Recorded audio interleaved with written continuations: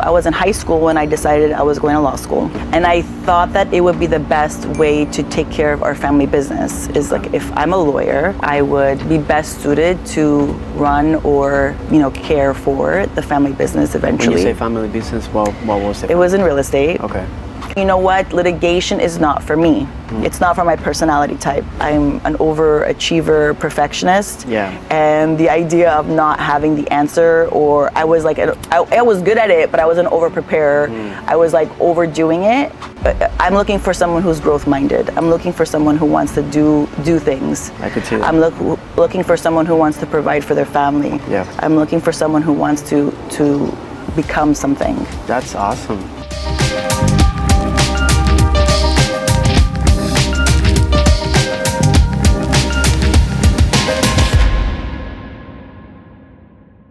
Melinda Grimaldi. It's crazy because before turning on the cameras, we were going over, all the qualities and descriptions. You are a real estate attorney.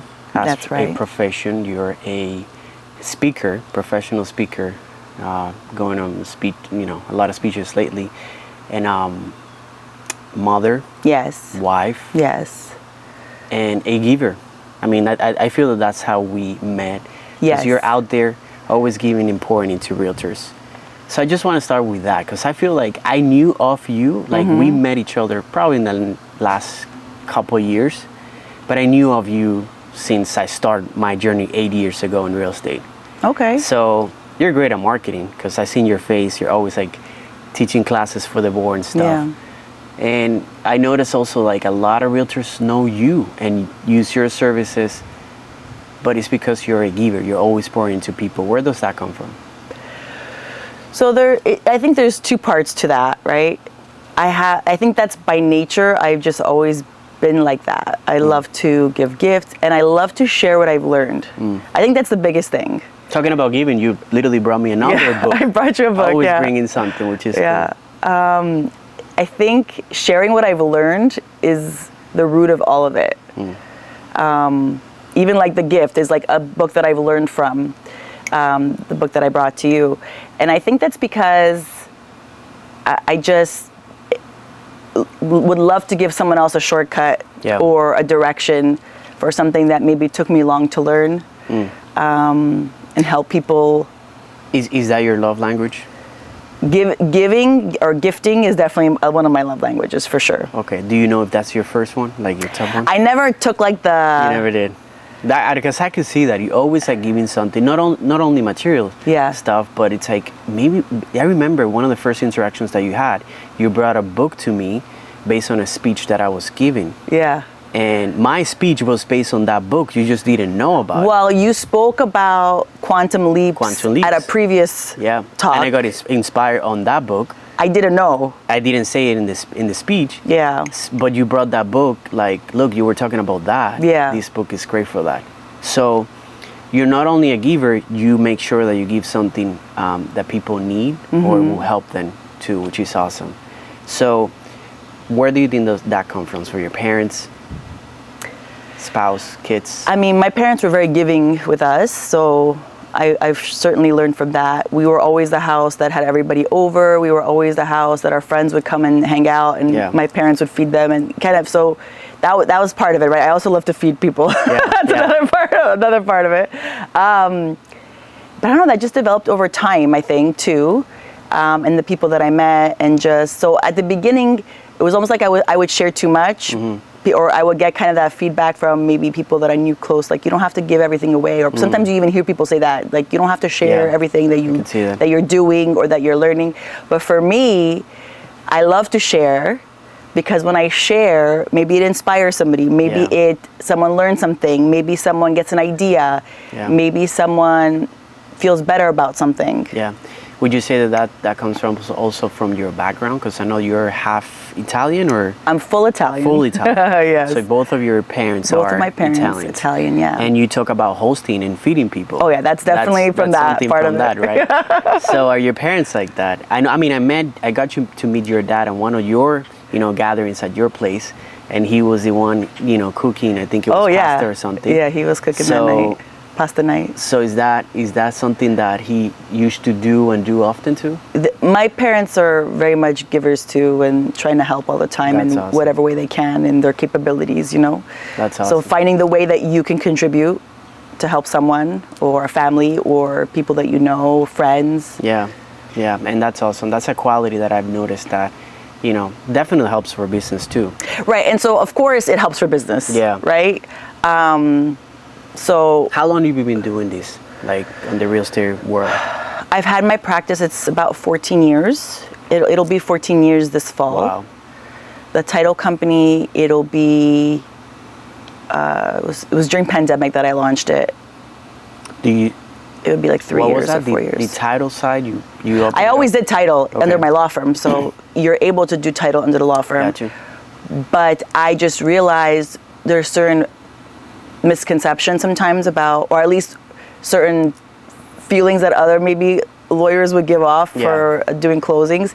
So I said, well, if they like the law firm, they could have the law firm. If they like the title company, they could do the title company, and then whichever way you like it, you know? Because it's true. You don't have to be an attorney to own a title company. Correct. That was a misconception that I had. I thought everybody that had a title company was an attorney because he was just the thing. So in your case, you have both. I have both. And the law side that you practice is also on real estate also. Yeah, so we practice real estate and estate planning and probate. So they kind of all overlap in one way or another. Gotcha. So we're able to support an investor creating a holding company, or if there's a deal in probate, or a family who wants to protect what they're buying. Yeah. You know, and their family, and so it kind of overlaps in that sense. And obviously, to be an attorney, you don't have to be in the real estate industry. So you have to be an attorney first, and then decide which route to go. How do you decide to become an attorney? So I was in not elementary school. I was in high school when I decided I was going to law school. Okay. And I thought that it would be the best way to take care of our family business. Is like, if I'm a lawyer, I would be best suited to run or, you know, care for the family business eventually. When you say family business, what was it? It was in real estate. Okay. So my parents moved from Canada to the United States and bought one little, like the true American dream, one little building at a time. Nice. Multi-family. And eventually that grew into several buildings and other projects and things through the years. And so when I was in high school, I thought, well, you know, this is something that maybe I can help take care of and continue to grow. In the end, I did, but not how I thought it was going to look like. So I went to undergrad, political science major, ended up really being into politics, not anymore. Really? I think a lot of things have changed in politics. I didn't know that. I went into international relations and all that stuff. I was super fascinated by that, but didn't really end up. That I could have like a really good political debate with you. Maybe not anymore, because I'm super disconnected from the news and what's happening now. Gotcha. But in any event, from there went to Nova. Here, everywhere. I always lived at home. I always lived with my parents until I got engaged. So kind of traditional in that sense. And how old were you? I went straight. So my parents were very big on don't stop, just keep going. We didn't have the opportunity to do it. You don't need to work, just keep like kind of, you know, paying it forward to me, all the hard work. Yeah. That they were able to provide me that opportunity to focus on school. That's awesome. And so went to law school.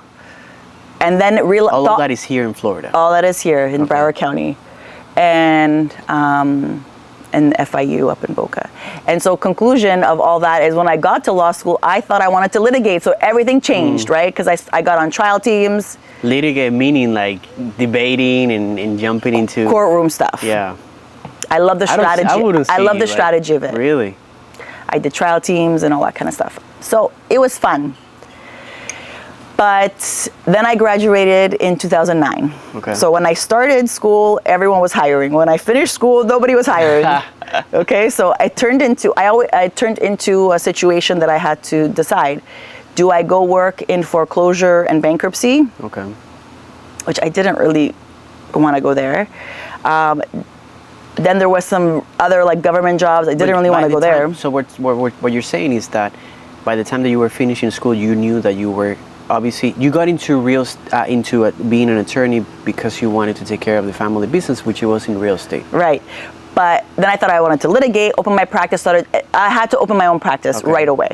Okay. And so I started doing divorce work because that's what I had experience with during law school.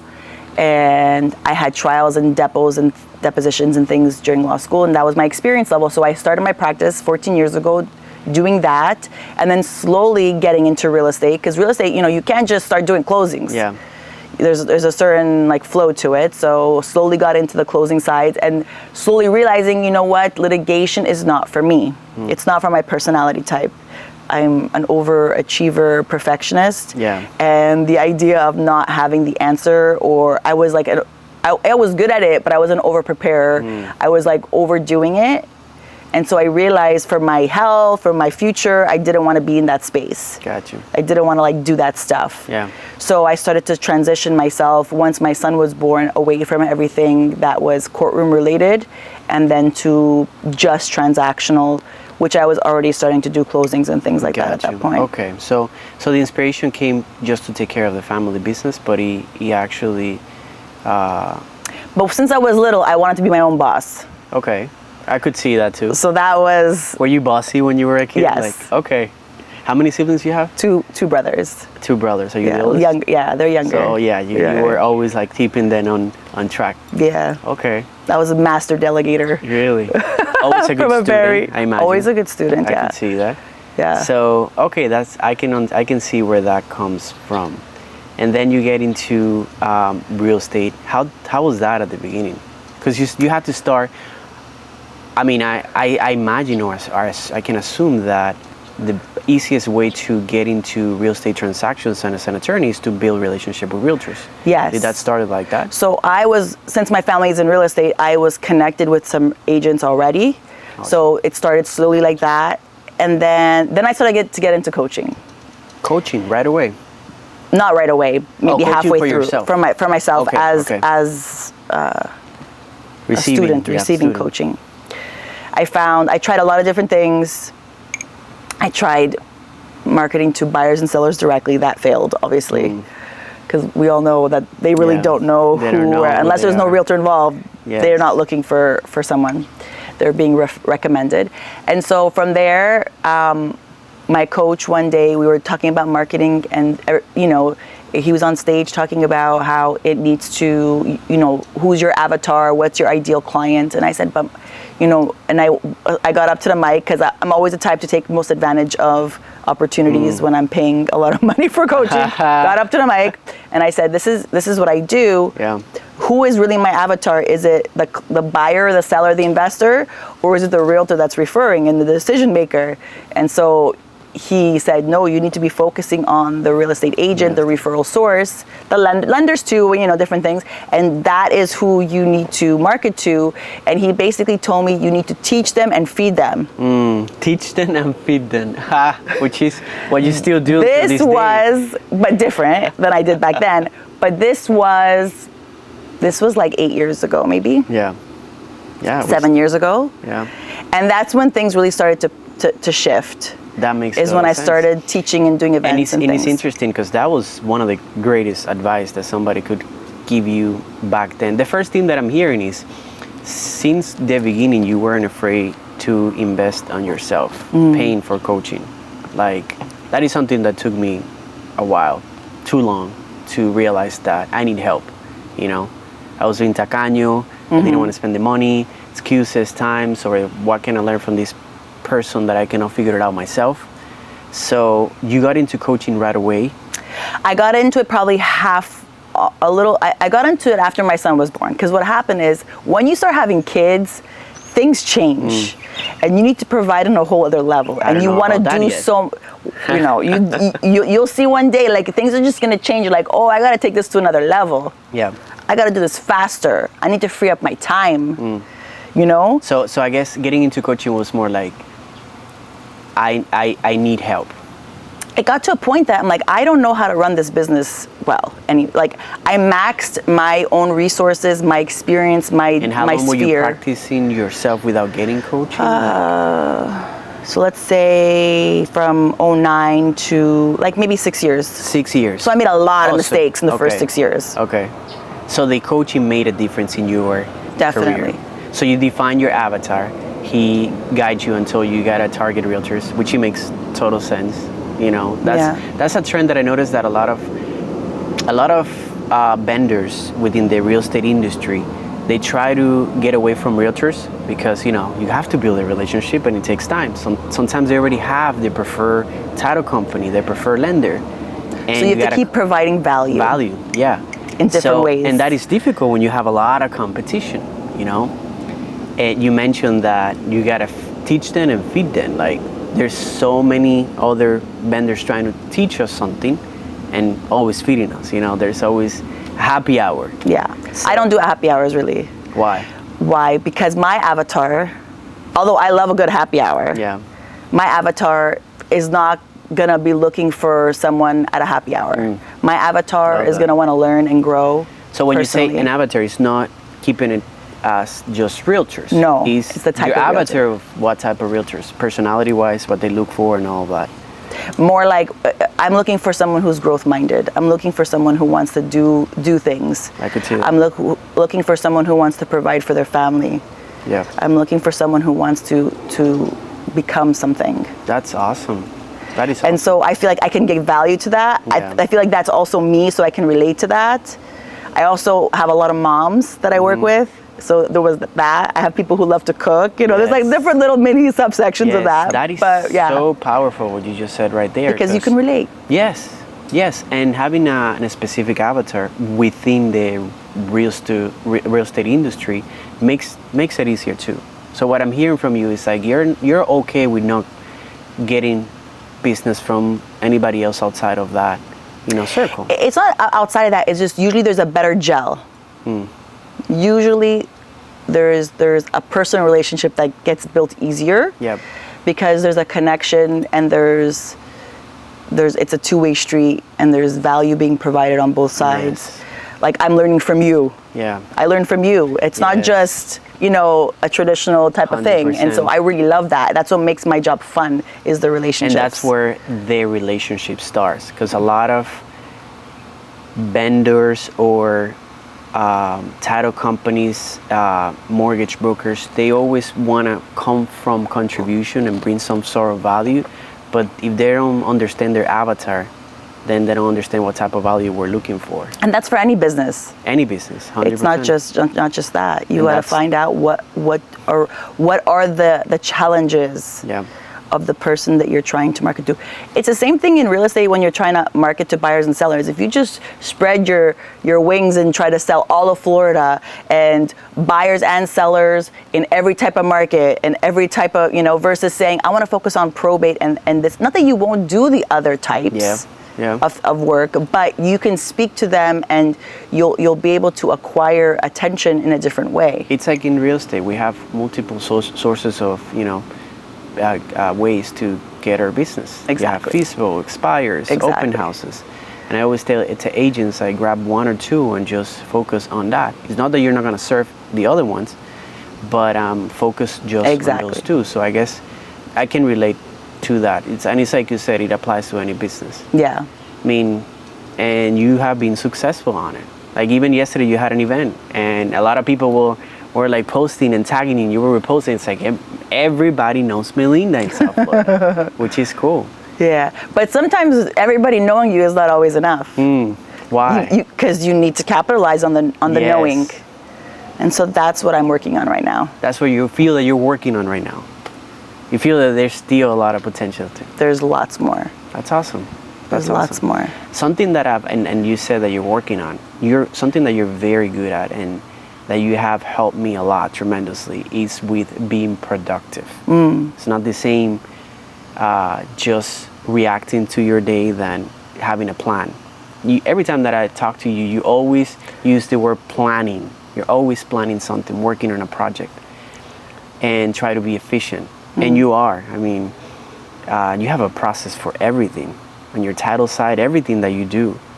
Did that came natural? Is that who you are? It was a quality that you had to learn. So I always thought I was organized, but I really learned all this in coaching. And going back to coaching, yep. You know, one of the first things I did was create systems for my business. And because I can't do everything, as you know, everyone says this, you have to leverage your time, grow a team, or outsource. But I was also a perfectionist. Yeah. So for me to be able to comfortably hand over responsibilities to somebody else, I needed to make sure it was being done right. Yeah. Because I did it a certain way. My companies are being, the branding and the type level of service is a certain way. Yeah.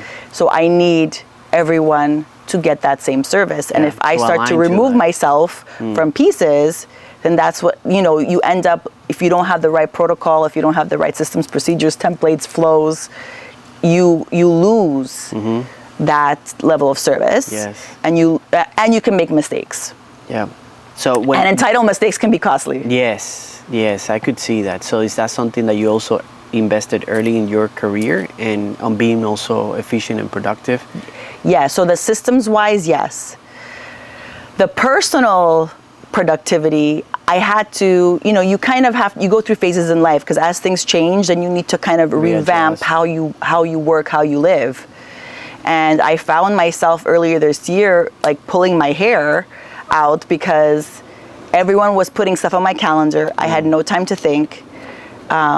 You know, my calendar is accessed by my whole team. So I have the production team putting stuff on, the marketing team putting stuff on, my admin team putting stuff on, my kids stuff in there. It was like, it was crazy. And so I had to invest. And it wasn't like things that I didn't really necessarily not know. Like, you know, I taught you what I learned. And it's not like... It's not rocket science. Yeah. But it's taking the time to sit down, work it out, little piece by little piece, layering on top of it, and creating something, a system for yourself, for your calendar, for how you're going to work and live. That what you just said is so true, and I experienced myself. And I'm a believer, and I truly believe that if you were to come and help me in that aspect at another time, I wouldn't have taken advantage of all that knowledge that you provided, because I wasn't mentally prepared. Something that helped me a lot to be disciplined and understand the benefit of working just a little bit on something every day. It was 75 hard, for example. That taught me, and I've done multiple ones, taught me the discipline and the advantage of like just doing one thing, little thing every day. It adds up.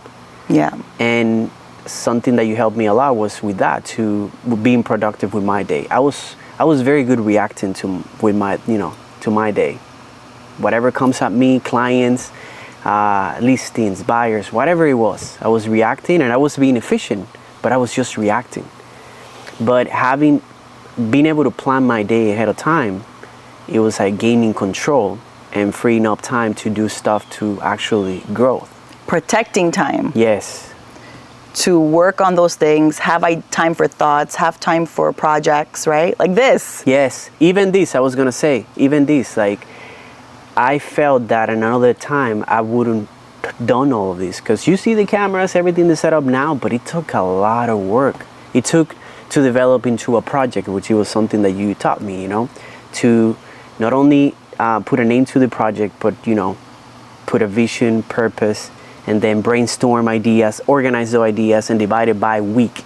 It was the only way that I could have done this and do the research on what type of equipment, contact the people that I needed to contact, even developing the guest list of the people that I wanted to have. Like, it could be a lot, and it was only possible or digestible by putting it into a project, which I'm super grateful that you did that. And you really took full advantage of it, so kudos to you. It was free for me. Actually, I tested you. You were my guinea pig before I rolled it out to my other agents. So that was another one of those things that, like, I learned something. I really wanted to share it. And some agents took advantage, and some didn't, and some did it a little bit. Yeah. And you were really the one that went all the way. And look at the results of that. I truly believe that it's also that. Some people, it's not that they don't see the value. It's just that they were exposed to it in their own time. Yep. You know? They had maybe too much going on. They had something in front of them, just, not be able to show you the value. So you could only focus on so many things at once, and then also we have predispositions, right? Yes. So for me, when I first started coaching and doing business coaching, they did a lot of mindset work, but I was like, mindset? I don't have mindset issues. Yeah. Like, that's not me, you know? I wish I would have started back then. Really? To unwrap the idea and the concepts and the stuff about mindset. Yeah. Because at the end of the day, if you don't have that, it's like the circle, yes, the middle of that whole 100%. sphere of your and business. You're big into, and that's another thing other than planning, you're very big into mindset. A lot of stuff that you teach, it's about mindset. So that was also introduced to you by coaching. Through coaching. Through coaching. Through coaching. So when and how? So it took me a few years into coaching to really sit down and start to unwrap the mindset stuff. And how it happened was, I'm the good student, right? So I had my systems. Yeah. I was working on my financial controls. I was working on my team, and my marketing and my sales, like, right, all the different parts of our business. But I was like, I don't need to work on that. I'm good there. I'm confident. I know I deserve it. Because, you know, when you start to first hear about it, you hear those people who have serious stories. Yeah. People who had troubling pasts, where maybe they had to overcome a lot to get to where they are. And so they have those blockages, whether they grew up in extreme poverty or an abusive relationship or abusive parents, or, you know, the different versions of, you know what I mean by conflict, right? Like where they were scrambling traumas. So I'm like, I was blessed not to have any of that. You know, my parents loved me. They took care of me as best as they could.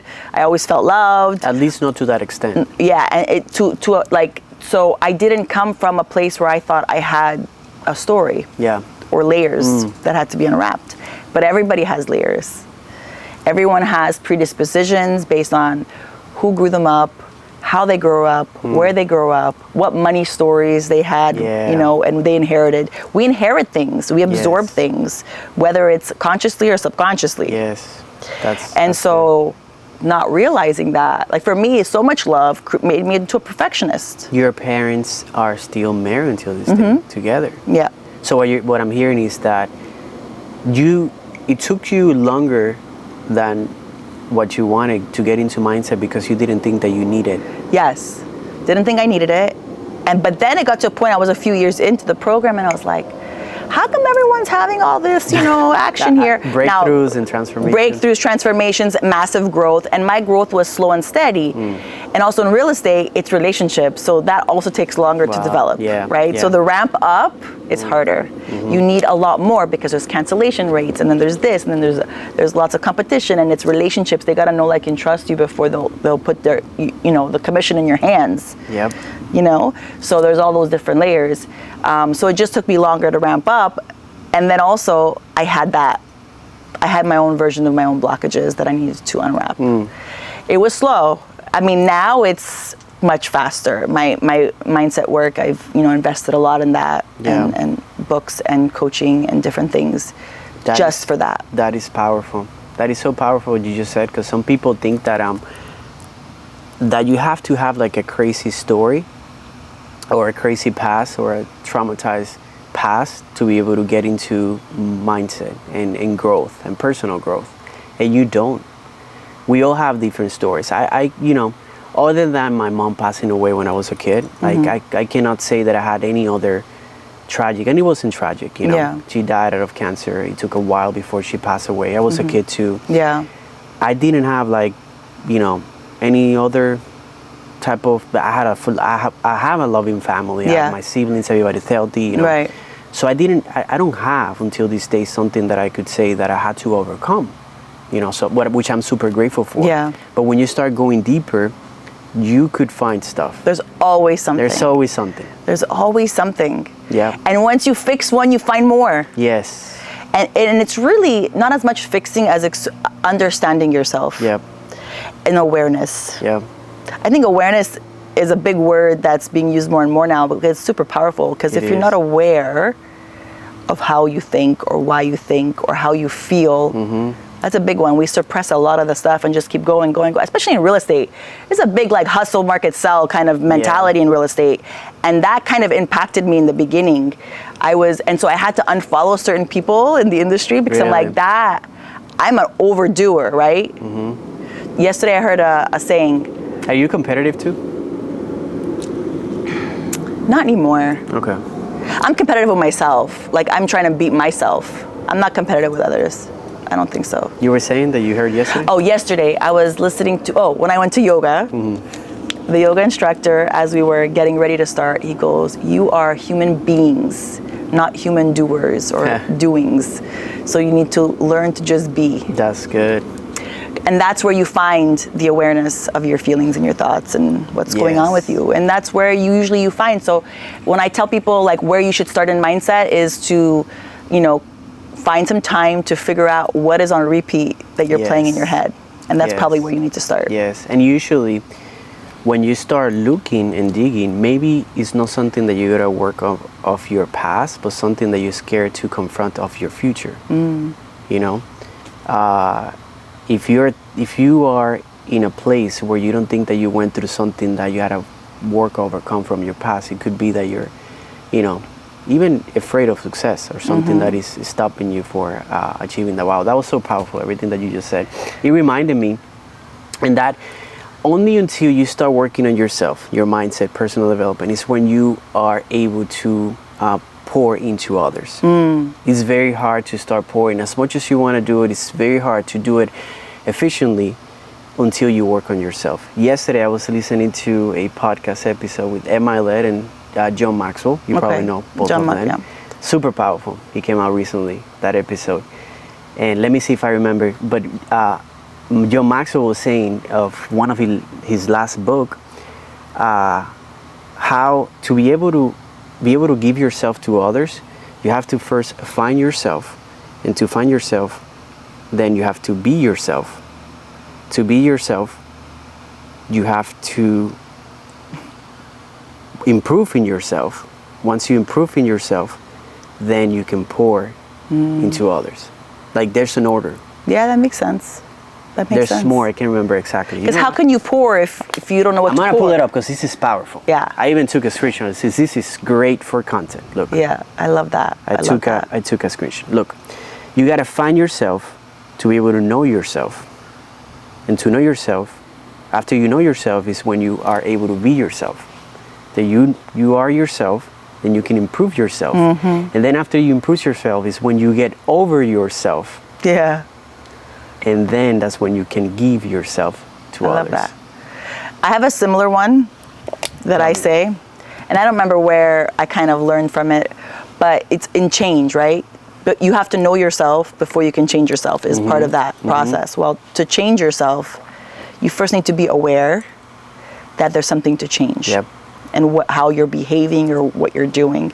Only once you are aware can you that flow. And then that flow is, I recognized I did that. Yeah. I behaved that way. I recognize that I acknowledge that I've done that. Yeah. Then it's, I'm doing it.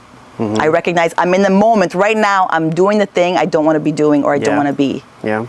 Then it's, I'm about to start doing it. I can't stop doing it, but I'm about to start. And you see yourself going there. Yes. And then you're like, oh, I feel like I want to do it, but you stop yourself. And then you get to a point where that's not you anymore.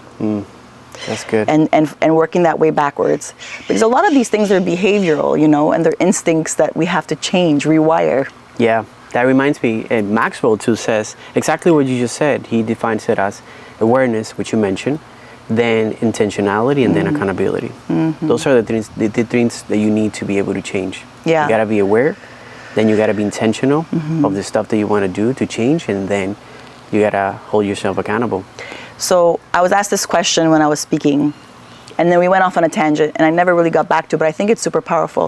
It was like, why do people, they're so afraid to be on camera, they're so afraid to do certain cold calling or whatever it is in their business. Yeah. They have fear, they have discomfort in doing it, they don't like to do it.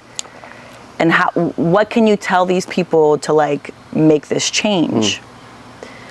And at the end of the day, all this personal growth, all this financial improvement and growth, everything is, there's discomfort in all of it, especially the personal growth, because you have to face yourself. But, what is more important to you? Not feeling the discomfort or the goal that you're trying to achieve, whether it's personal development or financial goals. And the greatest pain is always going to win. And whatever you're willing to, if you're willing to sustain that pain, you don't want it bad enough. Yeah, that's what it is.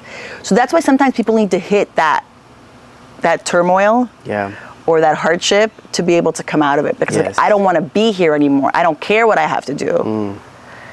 And so a lot of that happened to me last year, where I was just like, I'm physically burnt out. Yes, I'm disconnected to the people I love most. I'm not taking care of myself. And so that was another big pivotal point for me, where I started to change a lot. And you got to stop. You got to stop and take the time to reflect on the breakthroughs, the situations. Because if not, there's no growth. Ray Dalio, he says he found one of the biggest hedge fund, super rich guy, but he's super into personal development. He says pain plus reflection equal progress. If you take out the reflection, all you have is pain and you don't have progress. Same thing with mistakes, right? Yep. Whether you call it a pain or mistake, same thing. In business or in your personal life, reflecting on that, say, okay, how could I have made this better? How can I do this differently next time? What can I change? Yeah. That happens only with reflection. If you just keep going, reacting, don't stop, push it down. Yeah. A lot of people use the quote, experience is the best teacher. No, reflecting on the experience is the best teacher. If you don't reflect, you just went through the experience, there's no learning. Love it. Everybody go through something. So, and again, talking about stopping and reflecting, you're very big into personal development, and what I've noticed is every time that I talk to you, you're trying something new to grow yourself. You're doing yoga. You're heavy into it. I remember when you started into it. Yes. And then a bunch of stuff. You mentioned at one point, I don't know if you still do it, acupuncture. Yes. Physically, you try to also expose yourself to be in a good stage. Yes. What would you say are the things that, of all the stuff that you tried before, made one of the biggest changes physically and mentally for you? So right now I'm big into yoga. I'm actually studying yoga now, not just doing the exercise. Why? I've done yoga. It's awesome. Why do you love yoga so much of all this stuff that you've done? So I'm really, the personal development journey has gone spiritual. So there's things that are coming to me now that I'm finding one way or another that are coming to me that are taking me down these different paths, and yoga was one of them. Okay. And I'm finding other people that are in yoga that have been giving me little pieces. That's how life is, right? You start to collect. I like to say collecting these beautiful people in your life that pour into you and give you ideas and have conversations with you. And funny enough, not funny enough, I got into yoga because I felt like my body just needed to stretch. Okay. And my mind needed to slow down. So it was also a physical. So it started physical. Yeah. Why I got into it. But yoga is so much more than physical. Yeah, 100%. The whole point of yoga, well, not the whole point. Don't quote me on this because I'm very much early. I'll send that clip to your yoga teacher. I'm very much early into all of this. So don't quote me on this. But right now it's like we're aligning our bodies to be able to, at the end, have that meditation at the end. Because for me, my body gets so tired that the meditation happens so easy at the end. Got you.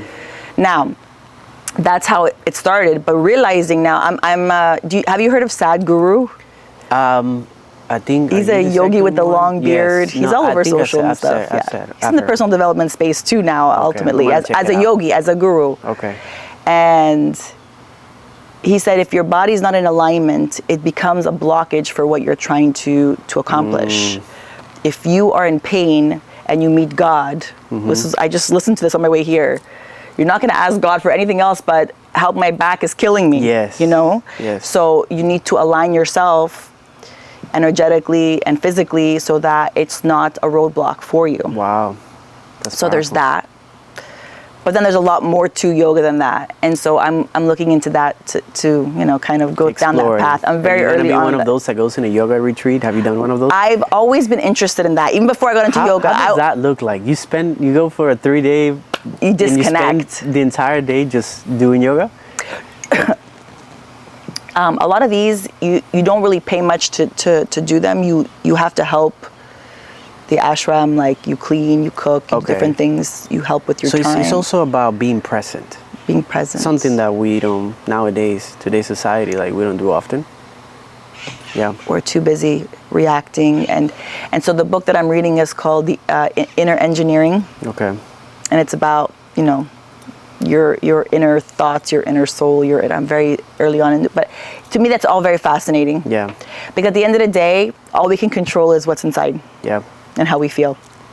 So. And to be able to control it and going deeper again, you got to spend time with yourself, by yourself too. And imagine yoga, it's one of those things. Even though you're in a group class with multiple people, you're by yourself. You're by yourself. It's like you're experiencing that with people in the same room, but everybody's individually is going through a different experience. Mm-hmm.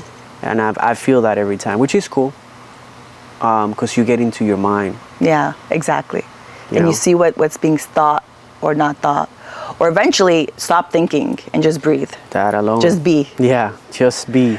I love that. I think I've heard that before from another yoga instructor. I've tried yoga in the past, it never connected for me. And now, I was talking to a friend, I'm like, now I get it. Because I think it comes back to what I was telling you, that... Not being ready for it. Yeah, not being ready for it. There's just... You cannot close yourself to experiences just because the first time didn't work out. Yeah. With yoga, I always saw yoga like, that's for women, Yeah. That's not, I want to do something, I just go and lift weight. Yeah.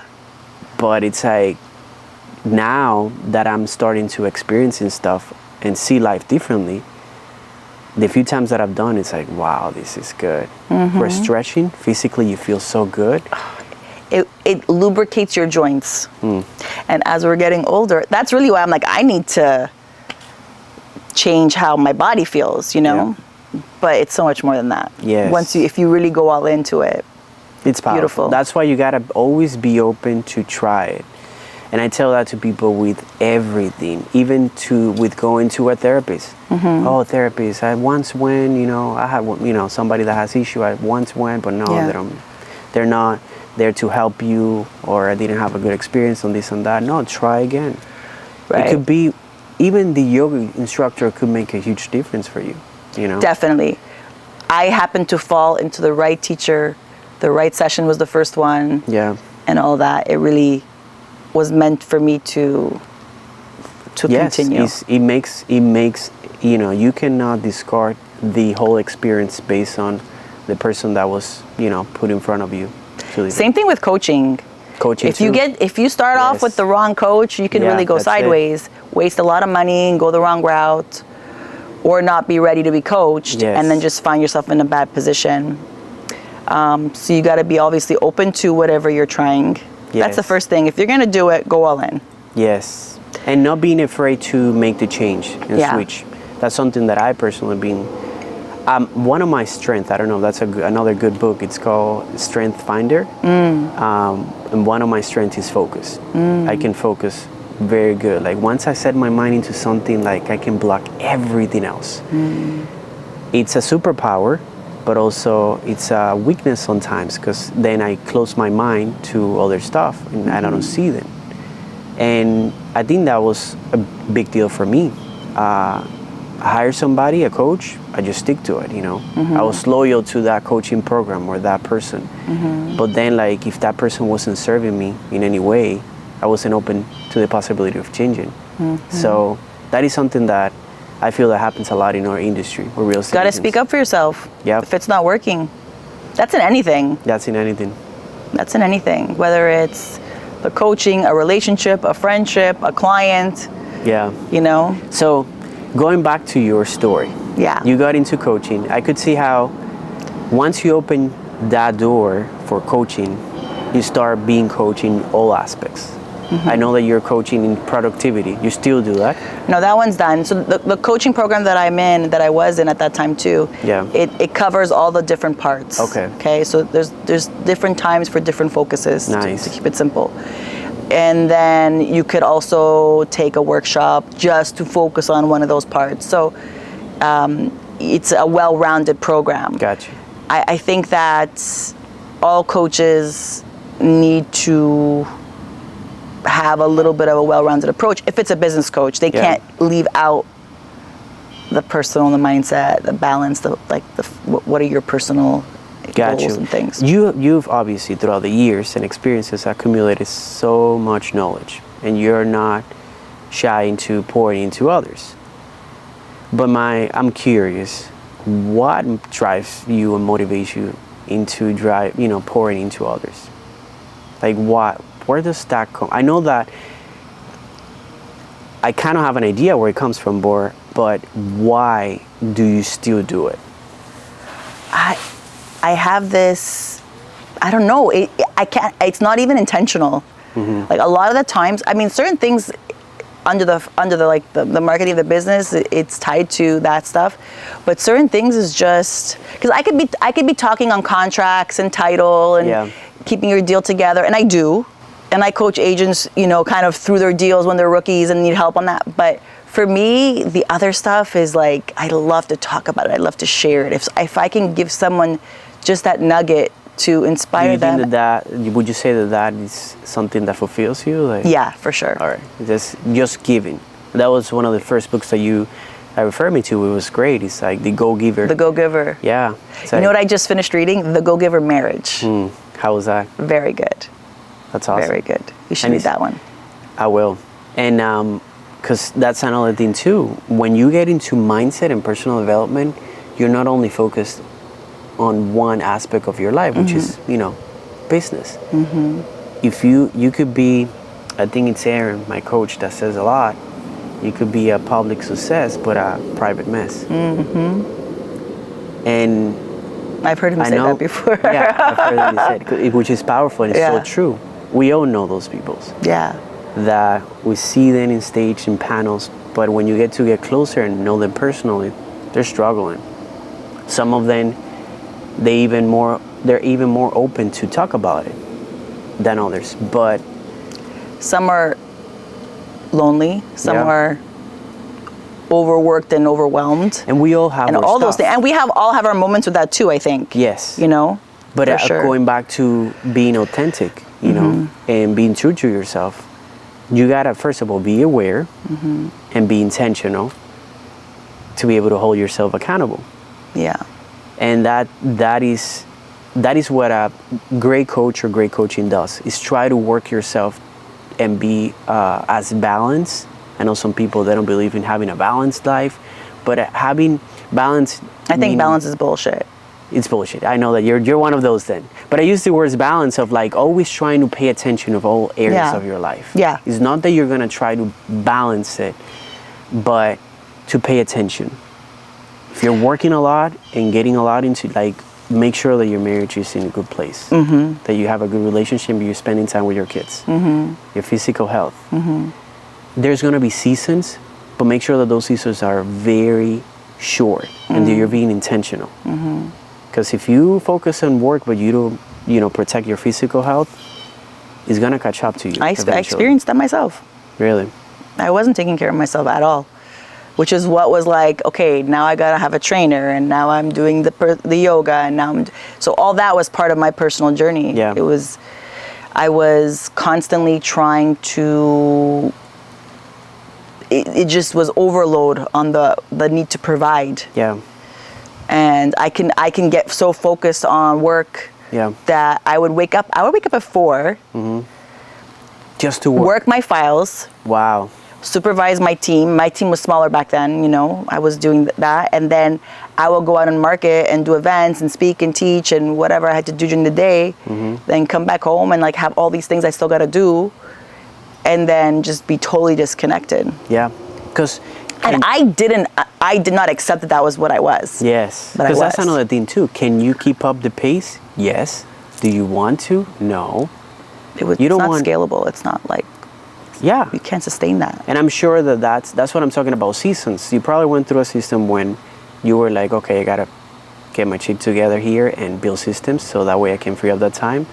And I'm not giving just my leftover of energy to my family.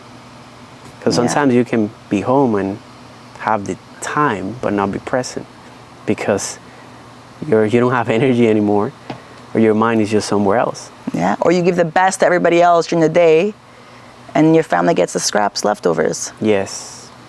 So that's powerful. Or you get the scraps, leftovers as a person too. Yourself too. So I imagine that you're no longer working at 4 a.m. in the morning to catch up to work.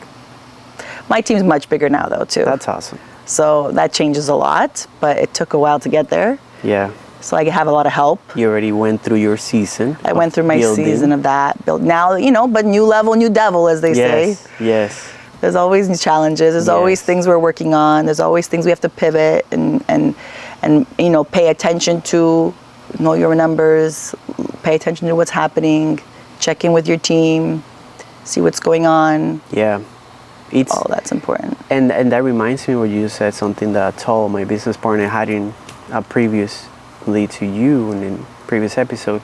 He said something, sometimes, you're going to lose yourself in the process. Trying to build and create systems and stuff. You could be like, I'm not controlling anything. Like, that could happen and that's okay. As long as you know that it's going to be a season, Yeah.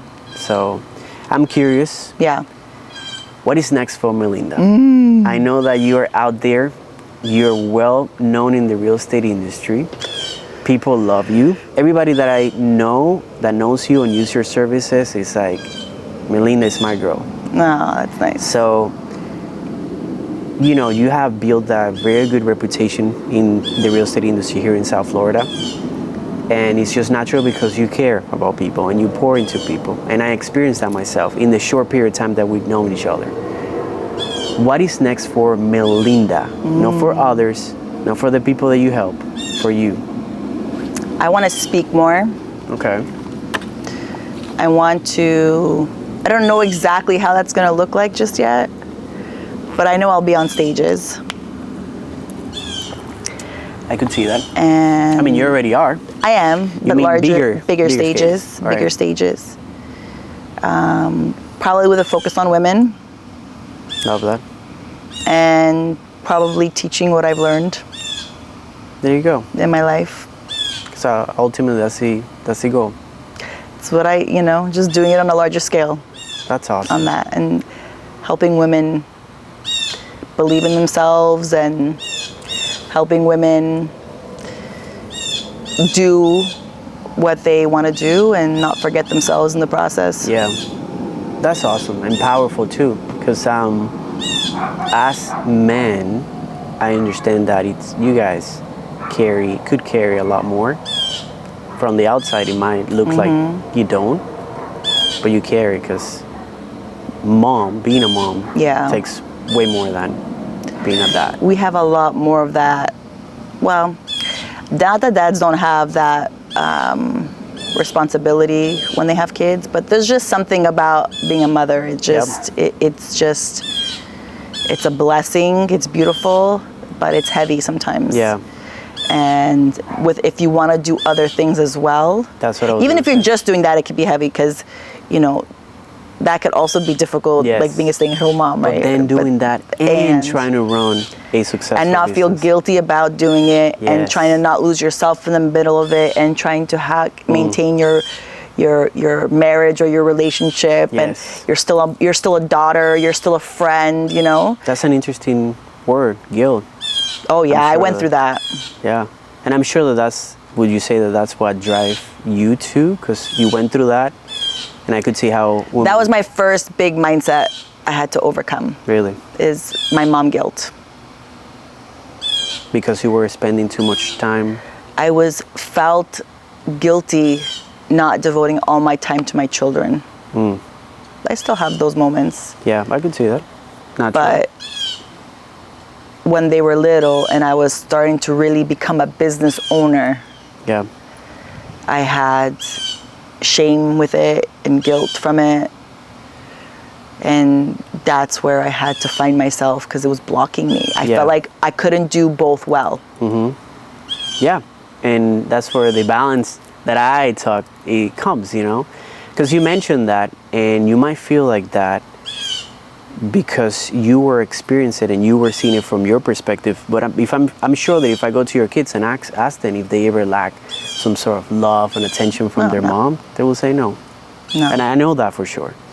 I mean, you just took your kid to Cartagena, Colombia for their birthday. You know what I mean? So whatever sacrifice you had to do at the beginning, it was to build something now that allows you to have the financial freedom and time freedom to be able to do something like that. So I'm sure he was the happiest kid. Oh, yeah. He says, next year for my birthday, I want to go to Brazil. Okay. He's already planning birthday trips now, you know? I mean, we did Colombia, let's do Brazil. What else? So the when you say balance, for me, every day is not going to be balanced. Every day, this is how my interpretation of it all now after all these years and working through this. Every day is not going to be, you're not going to be the best mom, best wife, best husband, best business owner, best daughter. It's not all going to fall in one day. But if on the 365, it averages out to fit your priorities. Then you could say you have a balance. You know? That's what I talk about. There's some balance. That's what I mean by balance. I agree with you. And the easiest way for me to explain to somebody, if you're an entrepreneur, right?